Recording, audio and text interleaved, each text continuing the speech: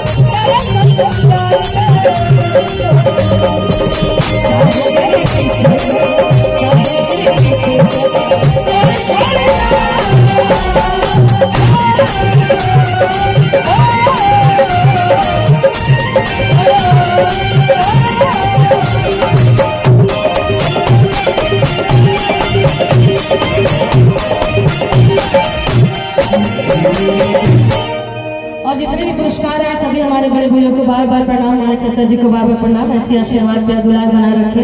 और गीत जो कि काफी आप सबने प्यारा आशीर्वाद दिया, मैं आई हूँ तब से बोला जा रहा था कि वो गीत जरूर गा दीजिएगा। मैं आई तो शायद रिकॉर्डिंग भी हो रहा था उस गाने की, उसी को सुनाती हूँ। फिर आगे जैसी फरमाइश होगी उनके मतलब रखते हुए आगे चलेंगे। कि किसी भी झाड़ लेनी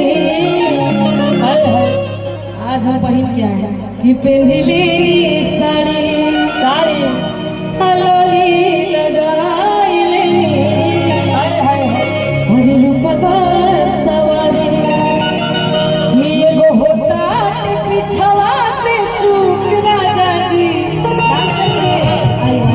थोड़ा थोड़ा सा जगह बनाइए कि एगो होता पिछवा से चूक राजा जी।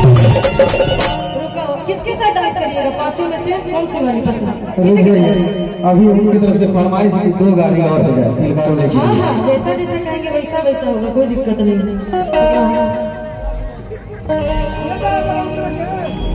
भैया देखिए ऐसा है कि आजकल मंच पे सेलून लगाने का सिस्टम चल रहा है। बिल्कुल चल रहा है। डांसर को मंच पे सेलून लगा दिया जा रहा है। ये ऐसा गलती नहीं करिएगा।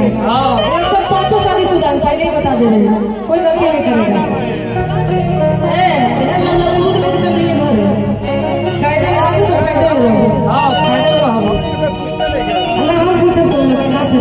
लड़की बोला ईमान भरे खाती अब भैया का फरमाइश है कि गाने गीत होना चाहिए। चलिए लिखाइए।